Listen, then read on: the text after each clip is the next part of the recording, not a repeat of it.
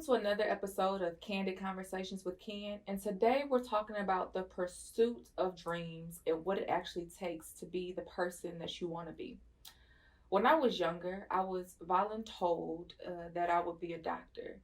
And through countless attempts of trying to go to medical school and trying to live that dream, I realized that I truly didn't want to be a doctor because I wasn't willing or I didn't want to do the work that came with being a physician.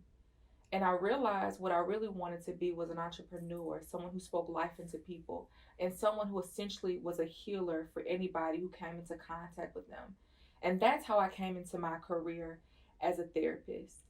Today, we have my cousin Larisha here, who is a phenomenal woman, a phenomenal cousin, a phenomenal friend, and just a light to anybody who sees her.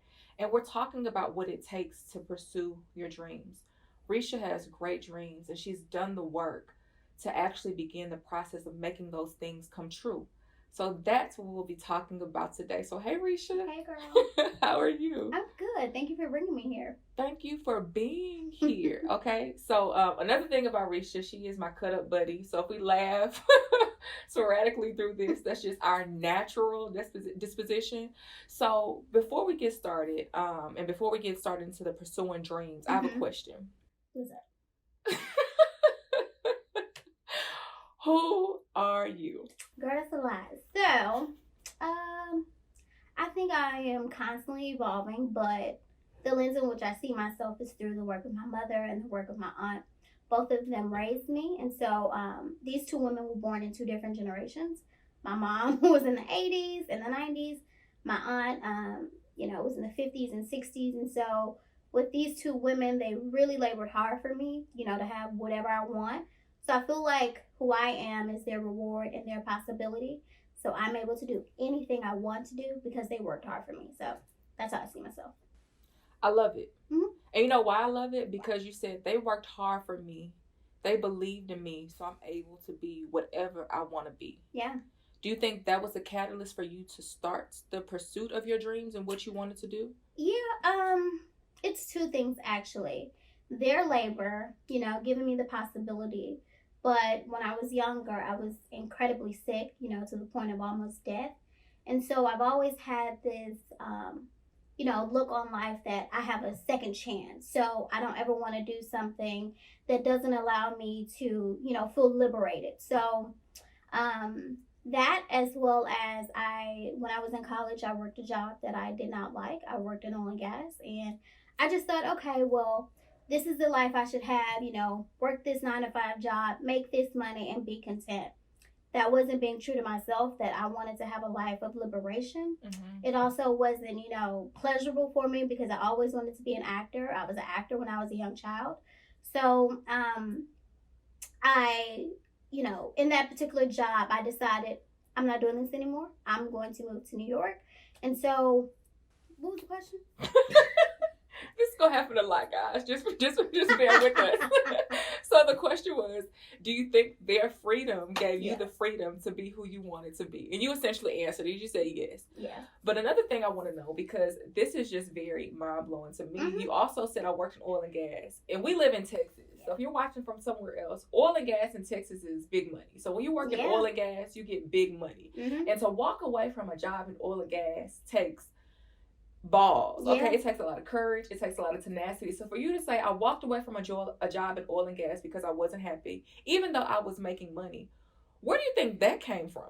Ooh, girl. So I'll tell you the story. So I was about 20 years old.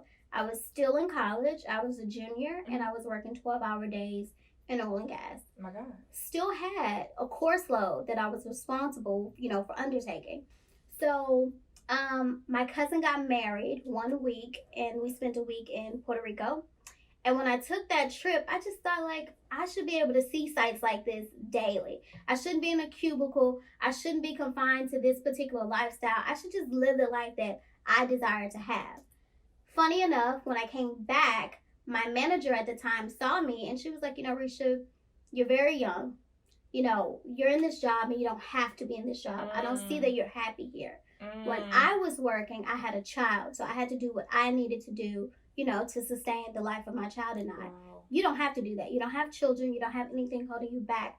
If this is a career that you want to make, I'll support you. I'll, help you and aid you in professional development. But this is not something that you want to do. Don't do it. It was that week that I said, yeah, no, I'm good. And so I quit my job. I don't even think I gave a 2-week notice. I just quit my job. I was making bank. And I just said, I'm good. And so I devised a plan to move to New York because I always wanted to live in New York. Crazy enough, my aunt got a job assignment in New Jersey. She told me, I think one day, she came home. She was like, hey, I got a job assignment and taking me to New Jersey. I said, well, I'm coming with you, girl. I'm coming with you. And I went with her.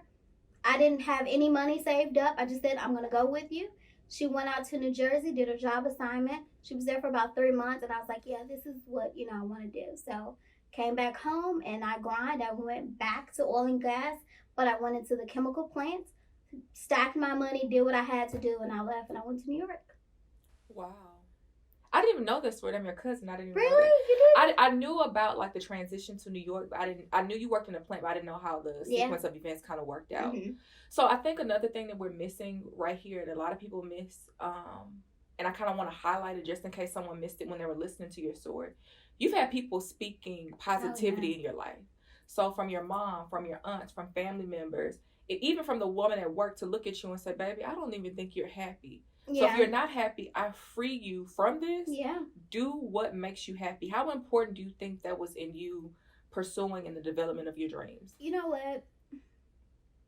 I've seen my mother labor in a job that she wasn't happy in. And because she worked so hard for me to have the things that I desired, I almost felt like a burden to be in this job, to labor in the same way that my mother labored, so that I don't become a burden on her without having a job. Mm. But when my boss told me, I made these decisions to be in oil and gas for these reasons. And I realized I don't have those same reasons. I can go and do whatever, I need to do. And it was because people spoke into my life, because I just felt like a daughter of possibility. I literally could do whatever I wanted to do because people did it for me and because people spoke into my life so that I could do that. So it was very, very important for me to have those people because they just validated and affirmed some of the desires that I had. But it was also, I felt like had she not said that to me, I probably would have stayed in that job a little bit longer. And when the opportunity came for my aunt to go to New Jersey, I probably wouldn't have went. So for people watching, even if you don't have anybody speaking into your life, I think an important takeaway just from this point, because I know my cousin, she has plenty of points, but just from this point, the power of speaking into someone's life. You don't know what change you're making. You don't know how you can inspire them. Speaking into people's lives is extremely important. So please be the beacon of light for people around you. Even if you've never had that before, it can really help you move mountains and really change the narrative. Mm-hmm. So you moved to New York because you say, baby, I want to be an actress and I'm going to be an actress. Yes. So tell me about that transition and how your time was in New York. How your time was in New York. So, New York for me, I think I can't even wait to tell my grandchildren about New York. It was an experience that I felt like every young woman should have. And New York could be for you whatever it is. It was just a place for development for me. So I moved to New York. I stacked my money, did what I had to do to move there.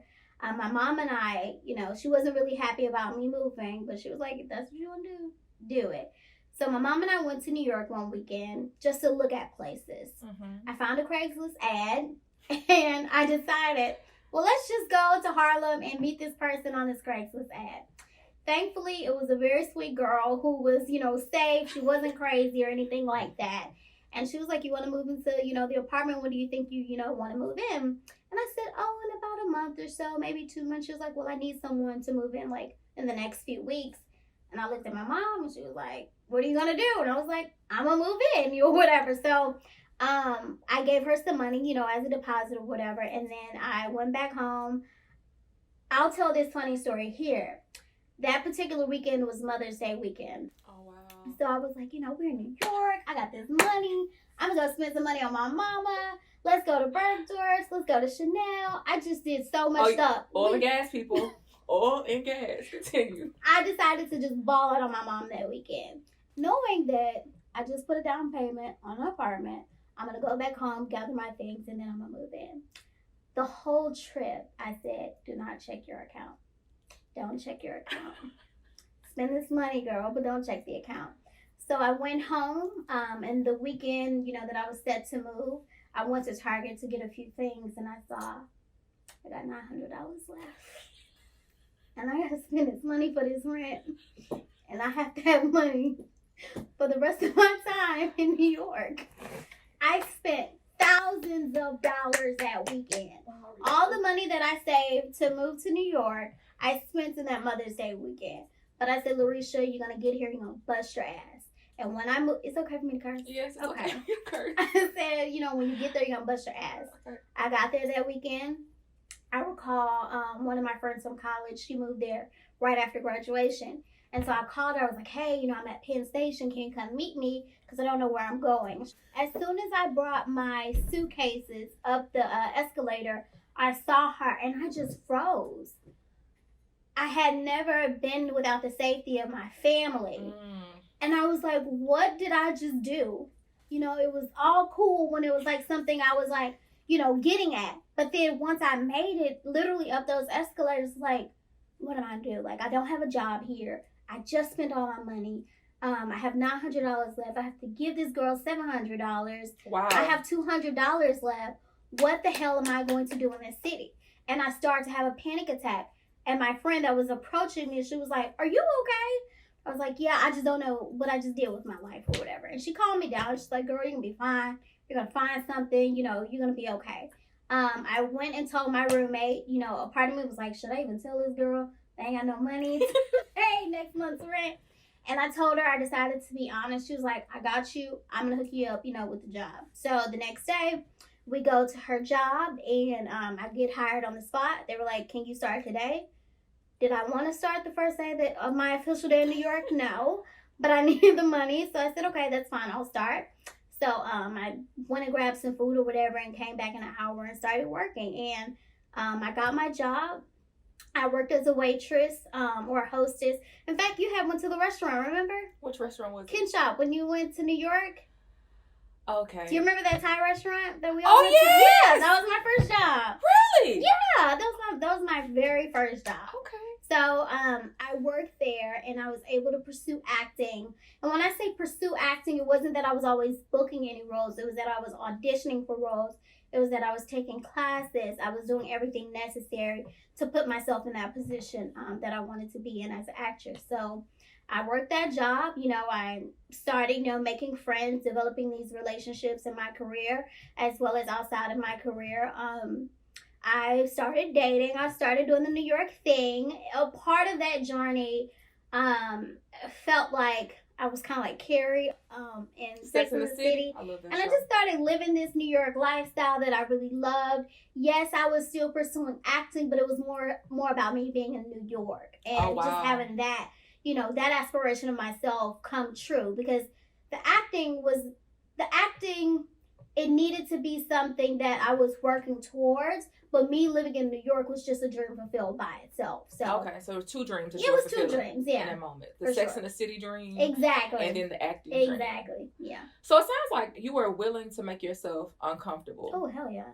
So I don't even mean to stop you. Go ahead.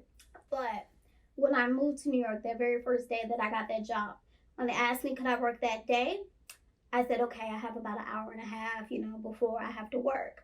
So I went to Washington Square Park, and you New Yorkers know how much that park is so historical to the city. But I went to the park and I wrote a blog, and the blog was called Getting Comfortable with Uncomfortable. And so that's why it was funny that you mentioned that, because on my first day moving to New York, I told myself, this is not a comfortable situation to be in.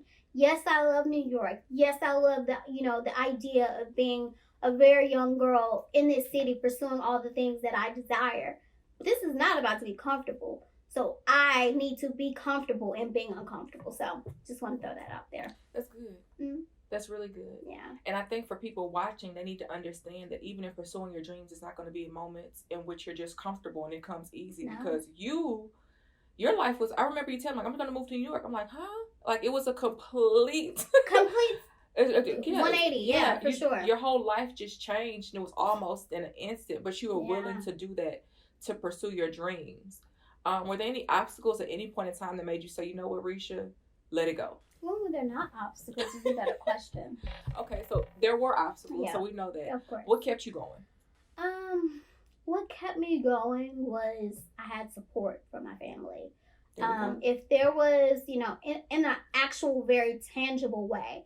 So not even just emotional support, but if I didn't make enough money with tips, my mother was like, I'll pay you, your rent this time, or I'll do X, Y, Z. So I had people that were believing in me, in motivation, as well as people believing in me by paying what it took for me to be there. So that kept me going. And then it's just because I almost died. Anything that I face, of course, I'm going to overcome it. You know what I mean? So all these obstacles, they're obstacles, they're challenges. But what I want is to tell stories. What I want is to have a platform for my family.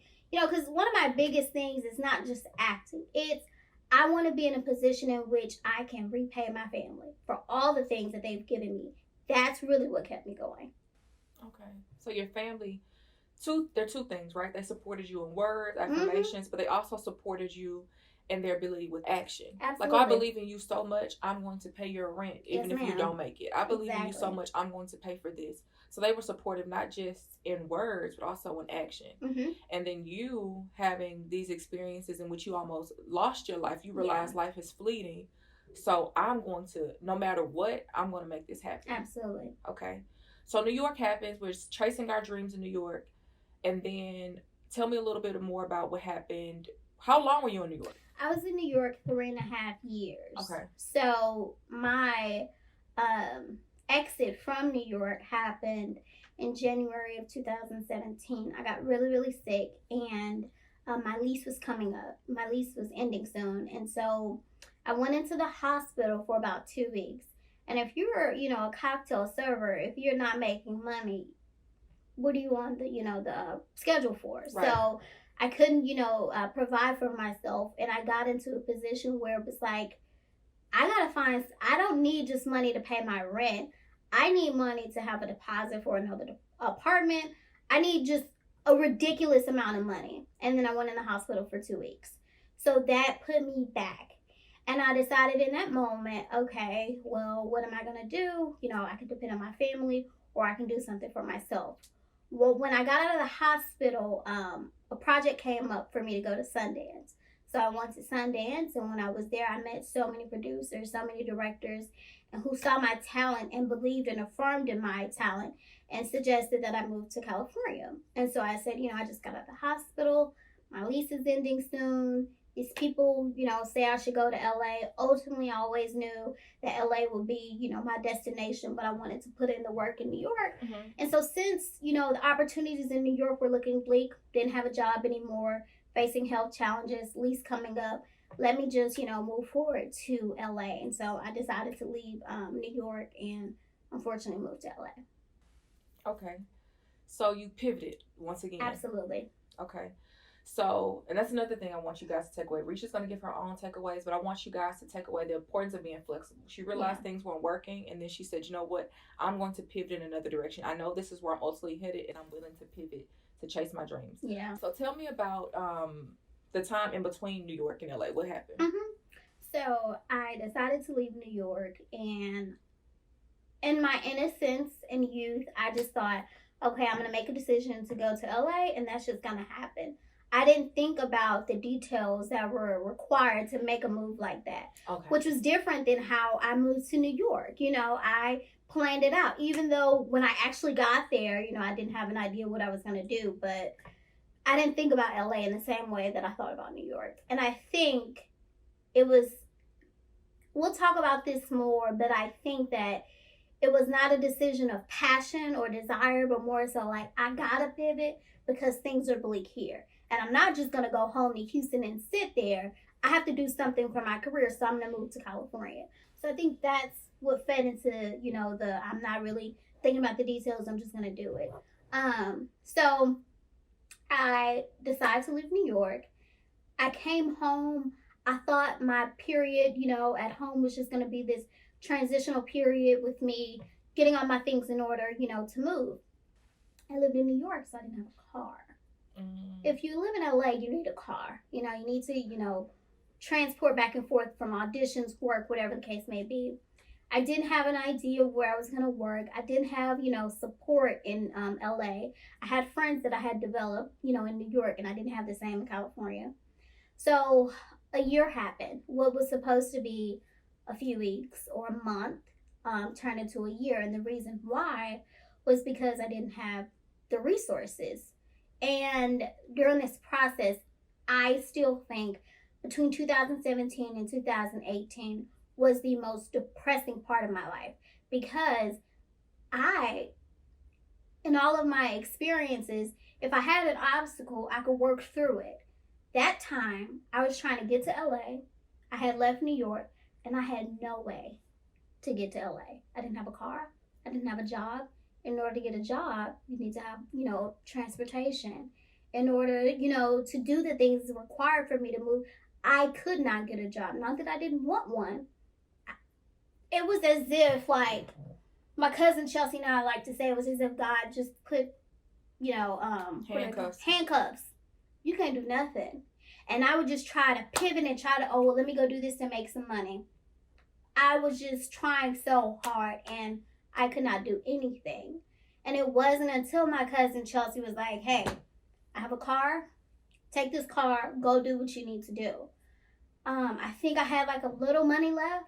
I had traveled to LA before, and there was this lady who we stayed with at an Airbnb, who I said, well, I'll just stay there for a few days. My best friend is also moving to California, so I'll be fine. She has a place. I'll just stay with her. I decided to move. I got the car. On the way there, I reach out to my best friend at the time, and I'm like, hey, where are you? She never responds back. And so then, at this point, I'm 12 hours away. This is the person I'm staying with when I get there. Yes, I'm going to be at the Airbnb for a few days, but this is the person who I'm living with. Yeah, your housing situation. She decides to text me, some foolishness. And, in that situation, I realized what I thought was going to be my living situation is not going to work out, because now there's some friction between the two of us. And so I'm driving. A part of me in my mind, do I just turn and go back home? Because I don't have that much money to come here. I don't know where I'm going to stay, or do I just keep going? And I just said, I've been driving for 12 hours. You'll figure it out just like you figured it out in New York. So I get to California. It's been 22 hours on the road. Exhausted. I stay at the lady's house at the Airbnb. One morning we're having coffee, and I'm just happening to tell her, what's going on. And she's like, oh, well, I have a house that I just bought that I'm thinking about using as an Airbnb. It's a 7-bedroom house. It's beautiful. It's immaculate. There's nobody in there. You're welcome, to stay there until you land on your feet or whatever. And so I just, heck yeah, she was like, all you have to do is pay me $200 a week. You'll be fine. And so I have my car. I have this 7-bedroom house where it's just me. I'm thinking I'm living the dream. I'm paying $200 a week, just fine. The thing was that it was an hour and a half away from LA. So, it was hard to find a job, even in the area, because it was a very remote area. I would have to drive an hour and a half to LA. So I ended up getting a job in LA just so that I can be in the city. And I worked at a comedy club. I was not making that much money. I was maybe making $50 a night as a cocktail waitress. If I'm paying her $200 a week, and if I'm only making $50, and I also have to pay gas, and I also have to live. What time do I have for auditions when I'm in traffic? 3 hours a day, going and back. What time do I have to do anything? And all those producers and directors who were like, move out here, we got you, we'll connect, dry. nothing. And so what became my experience in LA was I'm here trying to survive. I'm here just trying to pay for my, my place here. I'm not here acting. I can't even tell you how many auditions I went on. There were few far in between. There became a point where there were some issues with the house, and so she couldn't have, anyone there. And so I'm like, what the hell am I going to do? I don't have enough savings because I'm just making enough to survive. Just to survive. So what am I gonna do? I decide, okay, well, I'll look for a roommate in LA. I look for a roommate. She decides to take, a chance on me, knowing that I didn't have enough money. And so I lived there. It was a horrible experience by itself, living with her. And so I said, okay, this I cannot do. I can't live like this.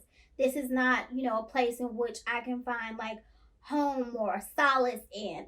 I'm uncomfortable here. I'm in this place where I'm just struggling. There's a challenge here. I can't be here. I need some type of peace when I come home. And so I decided, okay, well, here's another opportunity for me to figure it out. So I decided to leave there. I wrote her a letter. I don't know if I paid her or not, but I left the situation. That particular night, I was like, well, I'll just go, stay at the Airbnb. I was still working as a waitress, barely making any money, or, cocktail waitress, barely making any money. And I decided to Airbnb, just continue to Airbnb. It got to a point where I'm running out of money. The money that I make at night is just enough for the next night's stay. It's just enough to where I can put money in my gas. And when it got to the point where I'm realizing there's so much friction and opposition here in LA, I came here to act. I came here to pursue acting. I'm not getting a chance to do that. I don't think I have a single solitary friend here. I'm lonely. I feel like God has left me. I'm here at my own devices. I'm trying to construct something that's just not working out. It got to the point where I had to decide, am I putting money for gas or am I putting money to eat? Okay, well, I'm going to put money in gas. That means I don't have a place to stay tonight. So I have to go to an Airbnb and park outside and sleep in my car. And so I thought, okay, well, there's many actors that sleep in their car. This is just a part of the struggle. I'm not going to tell my mom. I'm not going to tell any of that. Yes, they can bail me out, but I'm not even going to go that route because I've been that way, that route before. So it got to the point where I did have to bring them in the loop because when I realized I had to go to the gym to take a shower, I wasn't brought up this way. I've never not had, the basic necessities to live. This is not going to be my life story. And so I just realized I'm not here doing anything that I thought, I should be doing or desired to do. And so, I called up my cousin and I was just talking to her. I was like, this is like the 15th Airbnb that I've been at this month. I can either sleep in my car tonight. I can do all these things. Why am I doing this? Like, there's no reason for me to, I don't live like this. This is not how I was brought up. Why am I doing this? Why am I doing this when what I came out here to do is not even happening in the first place? She said, say no more words. I'm coming out there tomorrow and we're coming back to Texas. And that's exactly what I did. And unfortunately, there's been some events that have happened to have kept me here. I lost a cousin. I've lost certain things in my life. But now I'm in a better space. And it's funny that I went to New York and I went to LA and I did all these things. But my career, now that I'm home, is blossoming and flourishing more here in my own city than me being in New York. I have an agent now. I'm auditioning for TV shows that I never thought I would have been able to, even in LA. So things happen, funny how they do happen, but I'm grateful for those experiences. I think LA was probably one of my worst experiences that I've ever had in my life, but I am grateful for it. And I also feel that if I, was able to go through all of that for my career, there's nothing else.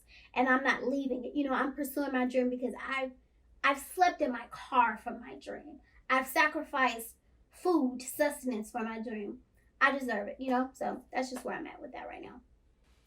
That is a beautiful and enlightening story. But I have a question. Yeah. And it's kind of piggying back based on what you said. You said, I was trying to make sure well, you talked about the transition between Texas and LA, and you didn't want to be in that space because you, it sounds like there was a place of fear, right? Like, Yeah. if I'm here, then I'm not doing what I want to do, and I have to tell these people I'm not doing what I want to do.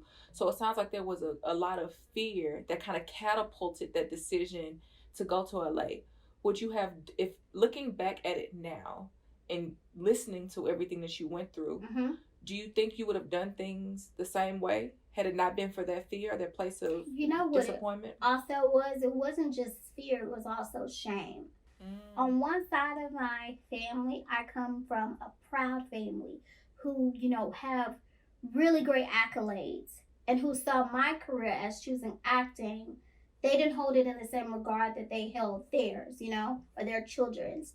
So, in the back of my head, I'm hearing these people already are waiting for me to fail in this.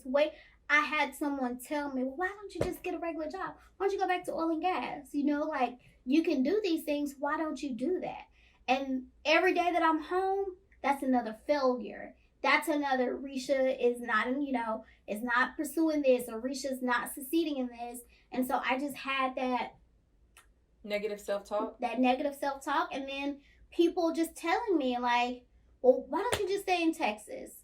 And any day that I'm in Texas is another day away from my dream. I didn't see possibility here. This was a desert. Not knowing that, me thinking that this was a desert, I literally went to a desert where there was no support. There was no growth.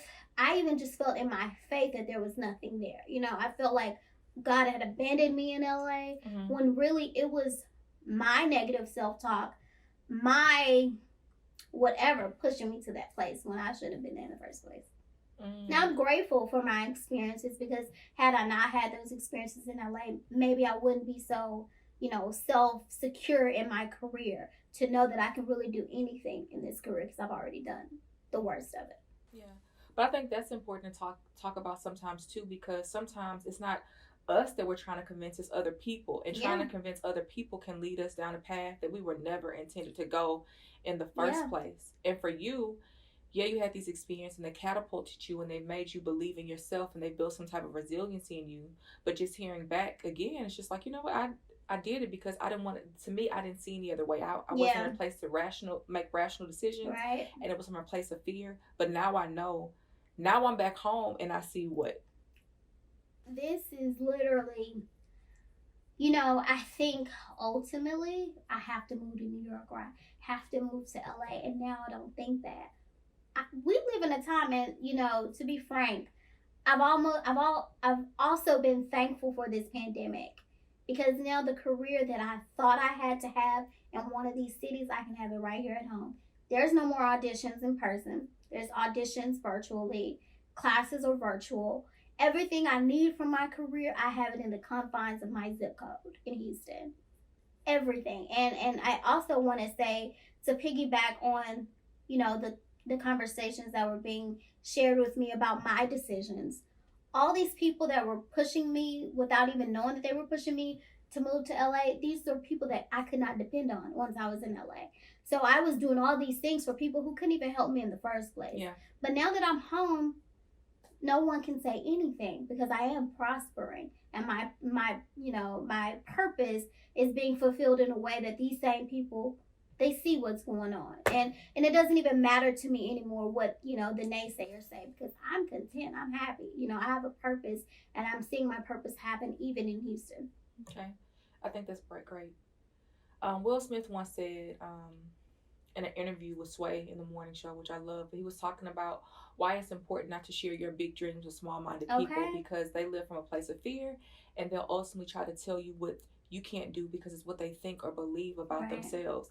And I know being home, hearing some of those negative messages could have been detrimental to not only your dreams, but you as a person. At any point, did your mental health suffer being home or during those transitions? Did you find yourself getting depressed? Did you find yourself in a low place in which you didn't see a way out? Oh, yeah. When I came home from New York and before I moved to LA, that was the most depressing time, because at best, the best thing I could do in the morning was get up and wash my face. I got in the bed and cried every day, every single day. Indeed and I developed such a relationship. I was applying all the time, not getting hired, applying for the dumbest jobs. You know what I mean? Like passing newspaper, whatever I could get my hands on to make money. And when you don't have anything that's like a light at the end of the tunnel, everything looks bleak. Like I can't do nothing. I'm here. I'm suffocating. I'm depressed. What I thought for my life is not panning out, and everything, all of my fears and what the naysayers are saying, that's all I see. I don't see possibility here. I don't see any way out. And it was extremely depressing, extremely, because I'm home with family members, that I'm grateful for, but they also want me here for their comfort. And I'm not able to do anything that I desire, not even just for my own fruition, but I literally can. I have so many obstacles that are preventing me from just making money so I can move. And I had never been in a position in which I could make money. I had a career in oil and gas. I made money before. There's no reason why I shouldn't be able to get a job. But it was literally, I don't know, for whatever reason, my hands were tied. And I was very depressed, crying every day. Even thinking about that time elicits an emotional response from me because all I could do was just weep. Why can't I do this? There's been so many times in my life where I've taken risks, where I have went out on faith and figured it out. Mm-hmm. I can't figure it out here. And the more I can't figure it out is the worse, the more the problem is amplified, and so it makes what these people are saying truth. And I don't like that. I don't. My mother was a single mother who did things so that I could have a future. And me being in this space is not even honoring the work that she's done for me. So it was not a good space. It was extremely depressing. And if it weren't for people, that spoke life into my situation. And when I say spoke life, I'm not even talking about words. It was my cousin saying, I have a car for you.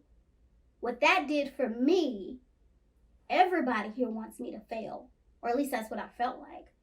One person wants me to succeed so much, they're willing to give me their car so I can literally go. That's all I needed. And that's literally how I left. Because of that one thing. So, one, thank you for sharing the depression, because I feel like a lot of people, they don't understand what that's like. Yeah. They don't understand what it looks like. They don't understand what it does to you and how it comes about. You can be fully functioning one day, living your dreams, and the next day things shatter, and you find yourself in this low point. But it sounds like for you, your glimpse of light, I don't know if you went to therapy. If you did, we can talk about that too. But it seems like your glimpse of light in that situation was your cousin who says, what, I believe in you. And that helped get you out of it. Is that accurate? Yeah, I desire therapy, but I didn't have the resources to do those things. And I didn't even know that, of course, I still could have sought therapy, but my mind wasn't even there. I had checked out. My cousin helped me, but I also want to share another aspect of that depression, not even just being in Texas. I'm seeing everyone that I took acting classes with on TV. I'm turning the TV and I'm seeing friends. There's people in New York, hey, Risha, how's everything going? I'm seeing their lives continue on. I'm seeing other people in my life, propel in their careers.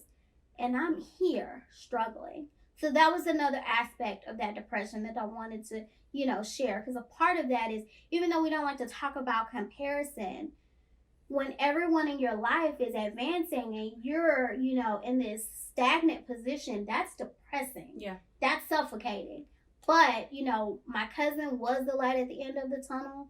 And it was just like, I love my family and I love my parents.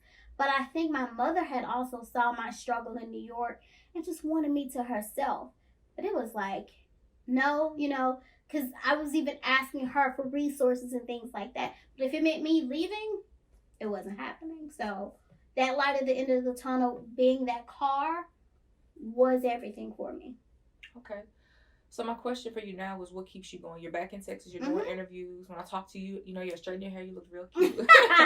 But what keeps you going? What keeps you motivated to pursue your dreams? Because a lot of people watching this have been through your struggle or too scared to even go through it. They want to be an actress. They want to be an actor. Or they want to do something grand, but they're scared or they're discouraged. What keeps you going? It's many things, and I'll talk about two things.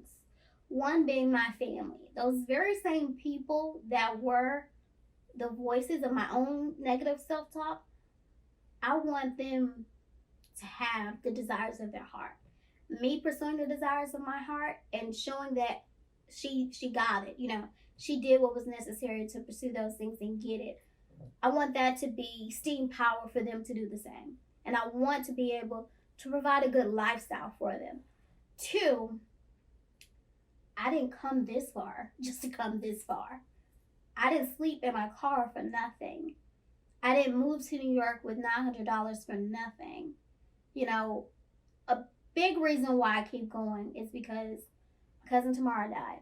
That's a person who literally invested in my career with, you know, words of affirmation, who would tell me stories about how she was navigating her career because she had to. Because that's the model that, you know, she had to, her path, you know, not because she desired it, but because it was almost required of her. I didn't have that same pressure. And so these people who made those investments into my career these deposits along the way, I owe her that. And I know she's not here to see it, but I owe her that. My grandfather, the reason why I love television and film, you know, one of the reasons rather, is because that's something that we shared, that bond of watching movies and talking about it. He's not here anymore. I long to see an opportunity in which I could bring my grandfather on the red carpet. Though he's not here, I'm going to carry his spirit when I do have that red carpet moment. There's so many investments that people have made in me, and so many investments that I've made in myself. I owe it to myself. There's nothing that's going to... If death didn't almost stop me at 13, if sleeping in my car, if that moment of depression for that season of my life didn't stop me, what's going to stop me? Nothing. I'm the only person and the only obstacle getting in my way. And if I'm not getting in my way, nothing else. So that's keeping me, you know. And also, I realize I'm 32. Well, I'll be 32 in a few months. I don't have nothing to fall back on. It's this or nothing. I've invested too much in it for it to just not happen. I'm seeing it. And then another reason too. She said two, was she giving us I'm four? going to give you 3. Another reason is I love telling stories. I love the craft itself. And I love being able to garner emotions from people in whatever capacity I'm in. Whether I'm telling a story in front of a camera or even in my own personal relationships. I like to bring people joy. I like to make people laugh. I like for people to unburden themselves. And the vocation that I'm choosing allows me to do that. It's literally an extension of myself. So that also keeps me going. I love it. So before I ask Risha the final question, one of the things I want to say is she's been my cousin all my life. And a lot of the things that you say are just very true to her character. You are a beautiful person. You are a beacon of light. And even I was going through a tough period in my life, and I went to stay with Risha for like 2 weeks in New York. I had no idea she was going through any of this. And we had a great experience. So I want to just say thank you because it is true for you. And I think that you have come a long way. And I think people can learn a lot from your experiences because in chasing dreams, we think it's going to be easy. But the stories you just told let us know that, no, when you're chasing your dreams, there are going to be ups, downs, highs, lows. There are going to be people who believe in you and people you don't. You have to choose your motivation, and you've done just that. Yeah. If you were speaking to anybody in your position, what would you tell them right now to keep them going and keep them motivated? Only you know what you have in your heart. You can have a friend, you can have a family member, you can tell them all the things, you know, that you desire for yourself, but only you have that. You cannot allow obstacles, people, or anything to come in your way for seeing the vision that you have for yourself come into fruition. You deserve it. Your life experiences have brought you thus far. you continue chasing your dream. And if you're in a season in which you're thinking about chasing that dream, think about at the end of your life, if you're on your deathbed, you don't want to have any regrets. You don't want to have any I wish I could have. This life is short. Why not give it your all to see the desires that you have come to pass? Come to pass. I see my life and my identity through the lens of my faith. I don't know what you see your life through, but whatever it is, allow that to empower you to continue on with your dreams. Your dreams deserve to be actualized. It doesn't need to stay a dream. It needs to become your reality. And you deserve it. Why not? I think the question to ask yourself is, why not? Like, why do I not? Why shouldn't I, receive the vision that I have for myself and see it come through? There's no reason you shouldn't. And so, if you're in that season in which you've been doing this for several years and it's seeming, because personally I've had those moments in which the desires and the dreams that I had, I felt that I was further away from it. If you continue to do it day by day, it will come through. And you deserve it. There's no reason why you shouldn't follow your dreams. Remember, guys, you deserve it. Thank you, Risha. Of course. Thank you for your story. Thank you for your laughs. And thank you for sitting through another episode of Kandid Konversations with Ken. We'll see you again. Bye.